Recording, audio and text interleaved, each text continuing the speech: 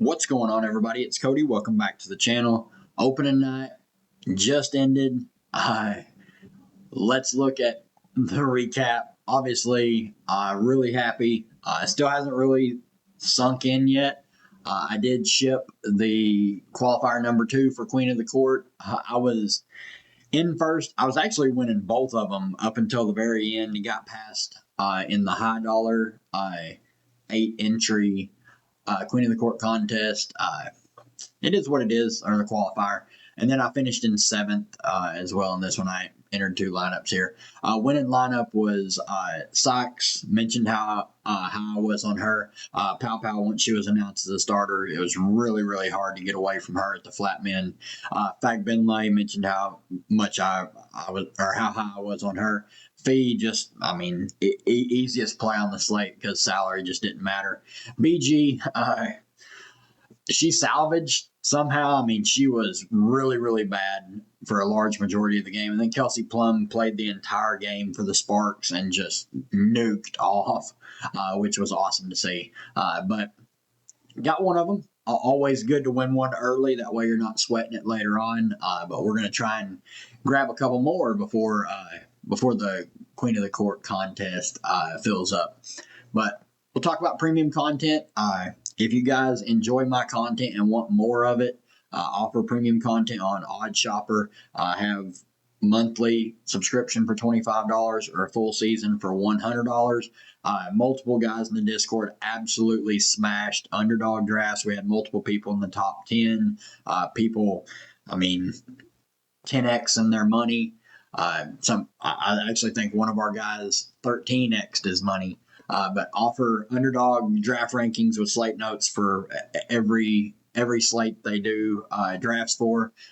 Exclusive streams leading up to Slate Lock, which was huge today. I was scrambling like a madman with all the news hitting late, trying to swap lineups and answering questions, trying to help everybody out. Roster instruction videos for Draftkings main slate and the featured showdown, as well as the main slate on FanDuel. Core plays for FanDuel, and then a player pool and core plays for DraftKings. Plus, you get exclusive Discord access where we can keep up to date with everything beat writers have to say. We were on the Misha Hines Allen starting news long before they announced that. The other stuff that come out of nowhere we had no clue about, but it's nice to be on top of the news that you can control. Moving on. The slate tomorrow, obviously early tip time, 10K to first. We got Las Vegas at New York. Las Vegas 4-point underdogs on the road, over under 167.5. Chicago at Indy.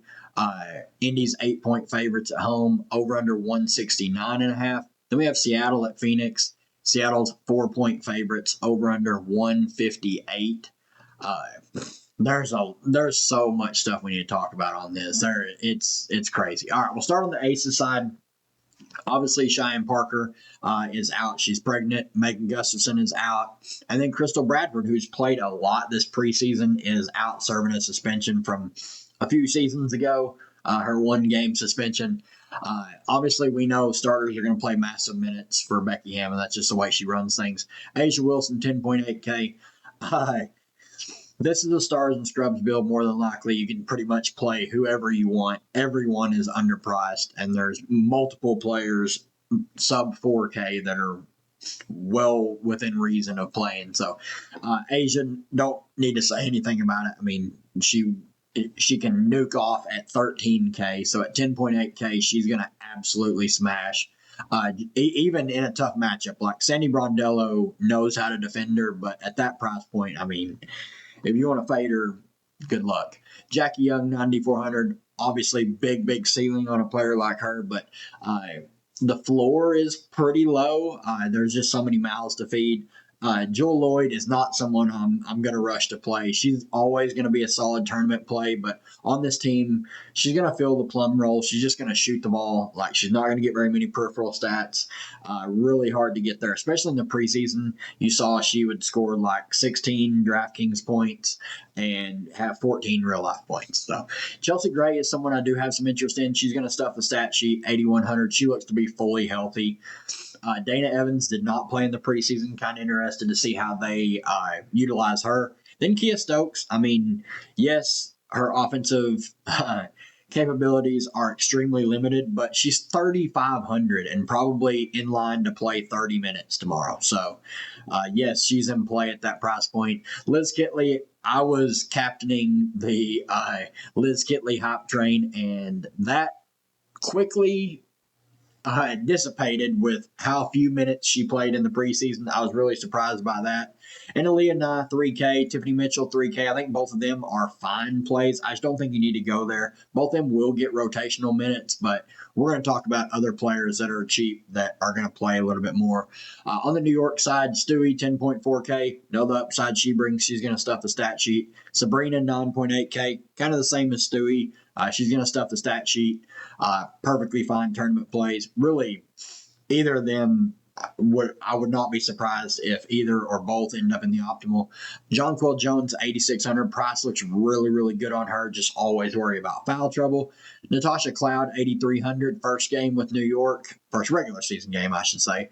Have no issues going there. I just worry about her ceiling on this team. I mean, where she's going to be at best the fourth option on offense. So really hard to get there. And then Phoebich, she practiced today, but is still questionable. I'm expecting her to play. If she does not, Kennedy Burke has been running with the starters. So flat mid, Kennedy Burke would look pretty solid. Then off the bench, like the other plays you can consider, like Marine Johannes, 5,700.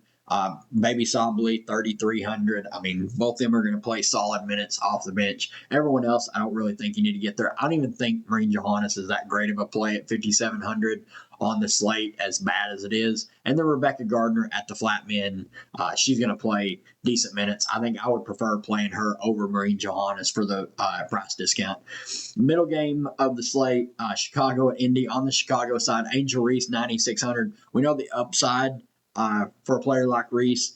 I think she's going to play a little bit more of that point forward role. She's going to get a little bit more potential assists. We know she's a great rebounder. Really, really high motor player. So definitely like her upside for tournaments. Ariel Atkins, really excited to see her on this team. I think her ceiling is really, really high. They're going to rely on her a lot on the offensive end. 8K is a really solid price for her. Courtney Vandersloot, 7,700. Solid play. I just don't think you need to go there on a slate like this. Camila Cardoso is someone I'm really excited to play this season. I did pick her for most improved. I think the new coach is really going to help her out. She's going to grow a lot this year. So 7,300 seems like a really good price for her. Ewill's first regular season game back after missing most of the year last year. That price point, I'm probably just staying away. Same with pretty well everyone else. I think Rachel Banham at the flat men price you can make a case for, just because Haley Van Lith is questionable. That would mean Banham is going to play the backup point guard. I mean, her role is going to be pretty secure. So 3K is pretty solid for her.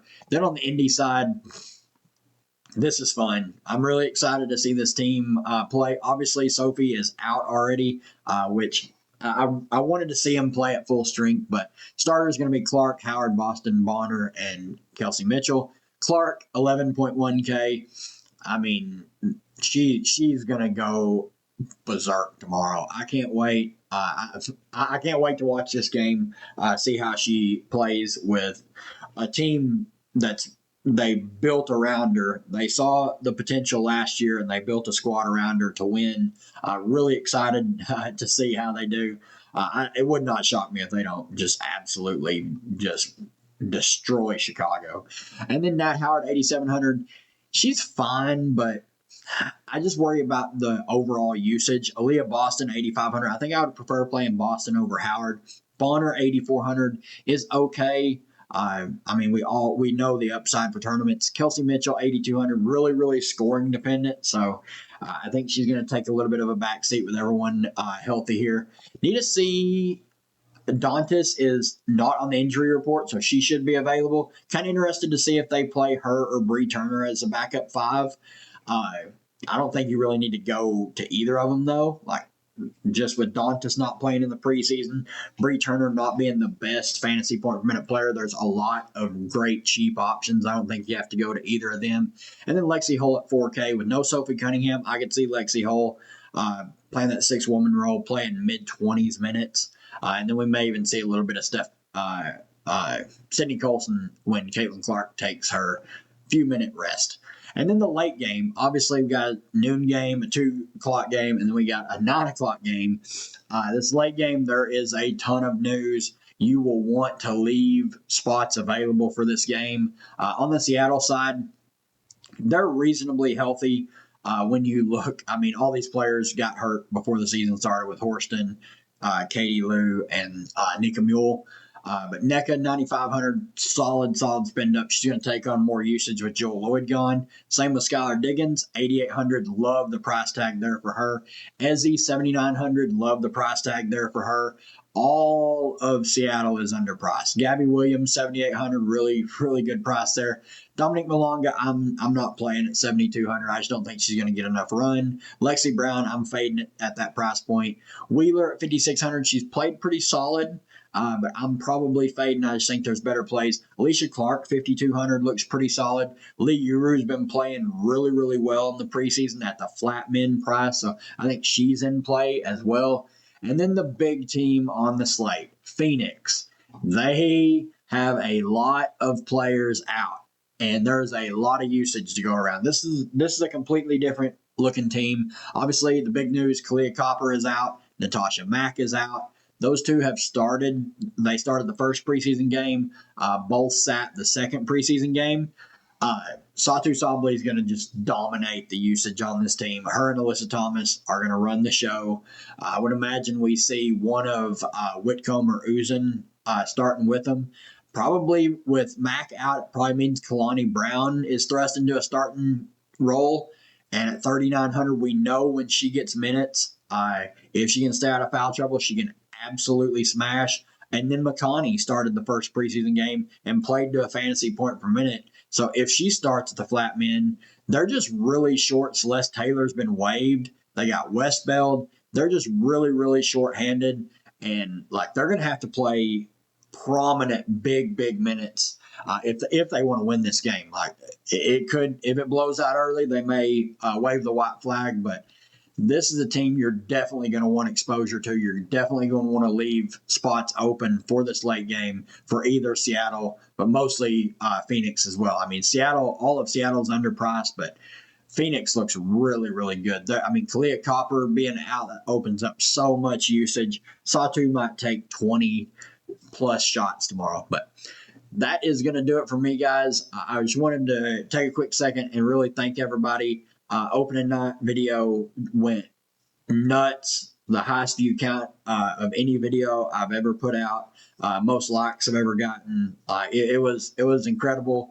Really excited for this season. Let's try and get 50 likes on this video. I know a little bit short notice with the early tip tomorrow, but was too invested in those games to get going and get this one done at halftime of that late game. But we'll see you guys in the stream an hour before this first game locks tomorrow.